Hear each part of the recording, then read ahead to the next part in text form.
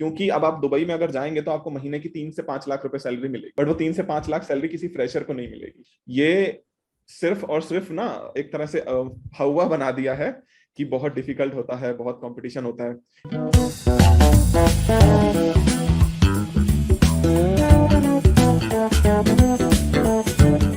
Hello students, मेरा नाम doctor Gajendra पुरोहित है और आज हमारे साथ है प्रतीक शिवालिक सर, जो कि सीटेट और जो रीट एग्जाम है, स्टेट एलिजिबिलिटी टेस्ट जो होते हैं फॉर टीचिंग, उसके लिए टॉप एजुकेटर है। एंड आप जोश टॉक में स्पीकर भी रहे हैं और काफी अच्छी सर की जर्नी है। और जो स्टूडेंट टीचिंग एग्जाम्स के लिए तैयारी कर रहे हैं, like first grade, second grade और like third grade exam, just like PGT, TGT, और उस एग्जाम को क्रैक करना चाहते हैं और आप इस फील्ड में अपना करियर बनाना चाहते हैं, तो सर से हम कुछ एडवाइस लेंगे इसके बारे में कि कैसे इस एग्जाम की आप तैयारी कर सकते हैं और क्या आपका फ्यूचर हो सकता है।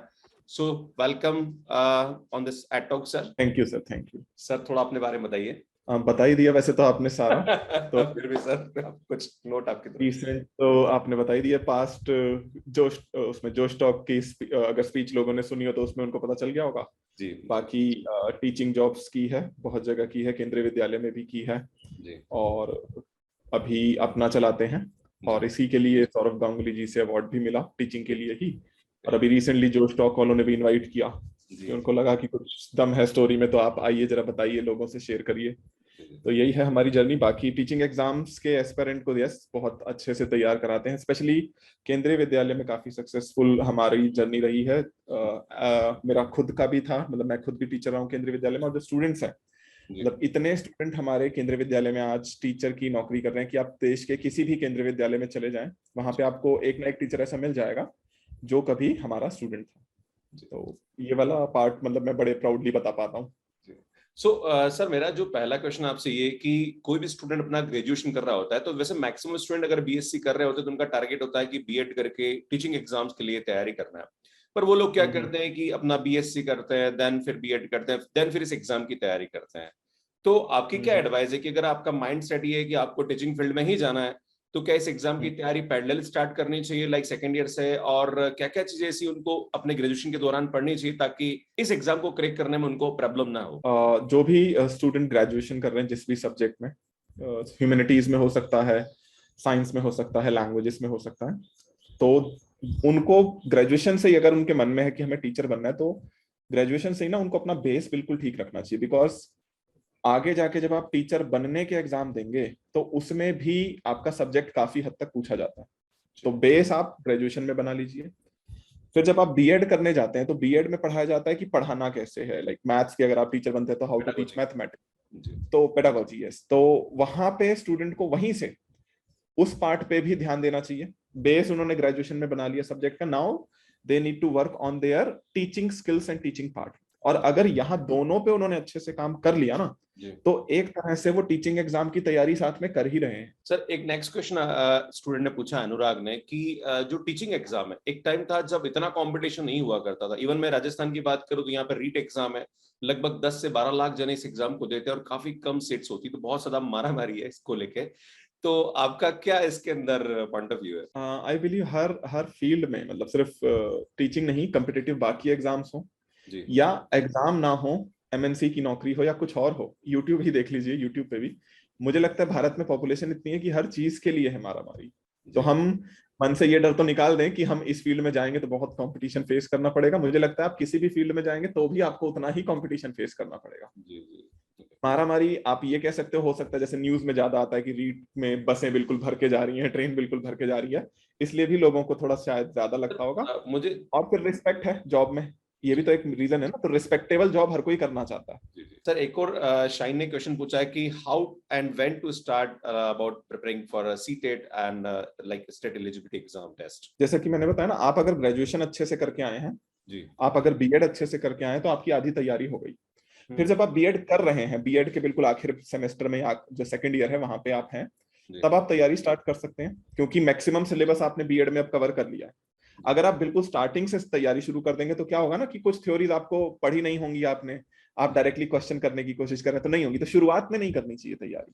पहले अपना बीएड का फर्स्ट ईयर अच्छे से निकाले, सेकंड ईयर का भी आधा साल अच्छे से निकाले, पढ़ाई करते हुए निकाले, और फिर सेकंड ईयर के आधे साल बीत जाने के बाद आप तैयारी शुरू कर सकते हैं, क्योंकि अब आपका बेस बन चुका है। अब आप डायरेक्टली क्वेश्चन पढ़ना और उससे रिलेटेड चीजें पढ़ना स्टार्ट कर सकते हैं। बट अगर आप बिल्कुल स्टार्टिंग से शुरू कर देंगे, मतलब फर्स्ट ईयर में ही बीएड के पहला महीना हुआ है आपको और आपने स्टार्ट कर दिया पढ़ना, तो बात नहीं बनेगी, बहुत सारी चीजें आपके सिर के ऊपर से चली जाएंगी। सर एक क्वेश्चन रितु ने पूछा है कि जो रीट एग्जाम है या सीटेट लेवल के जो एग्जाम होते हैं, क्या हम इनको सेल्फ स्टडी से क्लियर कर सकते हैं? Answer is yes, self study से बिल्कुल क्लियर कर सकते हैं। ये सिर्फ और सिर्फ ना एक तरह से हवा बना दिया है कि बहुत डिफिकल्ट होता है, बहुत कंपटीशन होता है। यहाँ पे ना दो तीन चीजें ऐसी हैं जो इस एग्जाम को ना आसान बनाती है। पहला, इसमें नेगेटिव मार्किंग नहीं है, ना सीटेट में ना रीट में। तो अगर आप चार क्वेश्चन आपको पेपर में नहीं भी आते, आप तुक्का मार के आएंगे तो नेगेटिव में मार्क्स नहीं जाते। तो पहले तो आप सारे क्वेश्चन अटेम्प्ट करके आ सकते हैं। दूसरा, सिलेबस डिफाइन किया हुआ है कि ये आएगा, ऐसा भी नहीं है कि कुछ अलग दे देते हैं। और हो सकता है 4-5 क्वेश्चन अलग दे देते हो, बट 4-5 क्वेश्चन डिसाइड नहीं करते ना कि आप सेलेक्ट होंगे या नहीं होंगे। तो सेल्फ स्टडी से बिल्कुल किया जा सकता है। सारी बात यही है, लोगों का बेस अगर ठीक हो तब। सर एक क्वेश्चन और मेरा यहाँ पे कि जो ये एग्जाम्स होते हैं लाइक सीटेट है या रीट है, तो क्या इसमें लैंग्वेज और पर्टिकुलर सब्जेक्ट का कुछ फर्क पड़ता है या ऐसा कोई फर्क नहीं है? कोई फर्क नहीं पड़ता है। ये सिविल सर्विसेज का एग्जाम नहीं है कि आप हिंदी मीडियम में देंगे तो आपके पास डिसएडवांटेज है, या हिंदी लिटरेचर देंगे तो आपके पास एडवांटेज है, डिसएडवांटेज है। यहाँ कुछ नहीं है, यहाँ पे सारी लैंग्वेजेस इक्वल हैं, यहाँ पे सारे सब्जेक्ट्स इक्वल हैं। आपको देखना है कि आपको अच्छे से कौन सा आता है, इंपॉर्टेंट ये है। अच्छा सर, कोई भी स्टूडेंट अगर सीटेट एग्जाम की तैयारी करता है तो उसके कौन कौन से ऐसे पैरेलल एग्जाम है जिनकी तैयारी वो कर सकता है और उसको उसके फॉर्म भी भरने चाहिए? अब जैसे सीटेट और रीट की अगर कोई तैयारी कर रहा है तो मैक्सिमम सिलेबस तो सेम है। इसी तरह से बाकी स्टेट टेट एग्जाम के लिए भी है। इसी तरह से अब जब रीट का सेकंड पेपर आया है, दूसरा पेपर हुआ करेगा जॉब से पहले, तो उसको अगर हम देखें तो उसका पेपर का पैटर्न और केंद्रीय विद्यालय के पेपर का पैटर्न या नवोदय विद्यालय का काफी कुछ सिमिलैरिटीज हैं। तो आप ये समझिए कि टीचिंग एग्जाम में अगर आप एक पेपर की तैयारी कर रहे हैं ना, तो आप दूसरे तीसरे चौथे एग्जाम की भी काफी हद तक तैयारी कर लेते हैं। तो आप अगर राजस्थान के एग्जाम की तैयारी कर रहे हैं तो आप केंद्रीय विद्यालय और नवोदय विद्यालय का भी मैक्सिमम सिलेबस कवर कर लेंगे। थोड़ा बहुत अलग होता है, 100% से नहीं होता है, बट मैक्सिमम 70 to 80% काफी सिमिलैरिटीज लोग इनमें होती है एग्जाम में। और लोग अगर एक की तैयारी कर रहे हैं तो दूसरे में बेनिफिट ही होगा, नुकसान नहीं होगा। सर एक लास्ट क्वेश्चन है कि बहुत सारे स्टूडेंट्स का रहता है कि like out of India abroad में काफी सारे सीबीएसई स्कूल्स हैं। अगर कोई स्टूडेंट इंडिया का है और उसने बीएड कर रखा है और वो चाहता है कि मैं आउट ऑफ इंडिया जाके स्कूल्स में पढ़ाना चाहता हूँ, तो इसका क्या प्रोसेस है? फॉरेन का प्रोसेस थोड़ा और डिफिकल्ट हो जाता है। पहली चीज तो कि ये डिपेंड करता है आप कहाँ पढ़ाना चाहते हैं। जैसे मेरे जानने वाले हैं, मेरे साथ में ही थी बीएड में, तो वो सिंगापुर में उसने काफी टाइम पढ़ाया जी। और बहुत सारे मेरे जानने वाले हैं जो कि दुबई, ऐसी गल्फ कंट्रीज में उन्होंने पढ़ाया। तो अलग अलग जगह की अलग अलग रिक्वायरमेंट है। For example Singapore, US, Canada अगर आप जाते हैं तो वहां पे आपका एक इंग्लिश का जरूर एग्जाम होगा कि पहले तो आपको इंग्लिश आती हो, फिर जो आपका कंटेंट है उसका एग्जाम होगा। दुबई वगैरह में भी अगर आप जाते हैं, इंग्लिश का तो एग्जाम नहीं होगा, बट इंग्लिश आनी चाहिए आपको, क्योंकि पढ़ाना तो इंग्लिश में ही है। तीसरी चीज, वो लोग डायरेक्ट फ्रेशर्स को हायर नहीं करते हैं जी। आप पहले इंडिया में पढ़ा रहे हो, इंडिया में आप कहीं रेप्यूटेड जगह पढ़ा रहे हो, फिर भी आपका इंटरव्यू होगा। ऐसे नहीं कि डायरेक्टली आपको हायर कर लेंगे, वो इंटरव्यू होगा, रिटन टेस्ट भी होगा, उसके बाद हायर करते हैं। और इसलिए जो भी स्टूडेंट ऐसा सोच रहा है कि मैं आगे कभी फॉरेन में पढ़ाऊं, तो मैं उनको सलाह दूंगा कि कम से कम पहले आप इंडिया में 5 साल पढ़ाएं जी। उन 5 सालों में अपना सब्जेक्ट बहुत अच्छा करें, पढ़ाने का स्किल्स, टीचिंग स्किल्स बहुत अच्छा करें, इंग्लिश स्पीकिंग बहुत अच्छा करें, ये सब बहुत अच्छा करें। और 5 साल के बाद फिर आप सोचें, और मिल जाते हैं। मतलब ऐसा नहीं है कि कोई बहुत बड़ी चीज, आप गूगल पे सर्च करेंगे तो आपको मिल जाएगा पूरा प्रोसेस कि कैसे कैसे आपको करना है। बट फर्स्ट आपको कम से कम 5 साल यहाँ पे अपने आप को डेवलप करना होगा इस लायक, क्योंकि अब आप दुबई में अगर जाएंगे तो आपको महीने की 3 से 5 लाख रुपए सैलरी मिलेगी जी टीचिंग जॉब में, बट वो 3 से 5 लाख सैलरी किसी फ्रेशर को नहीं मिलेगी, ये भी समझना है।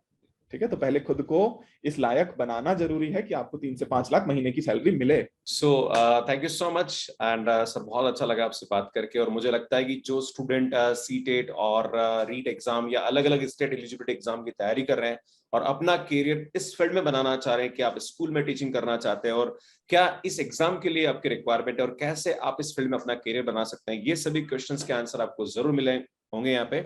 सो Prateek Shivalik sir, thank you so much और थैंक यू सर।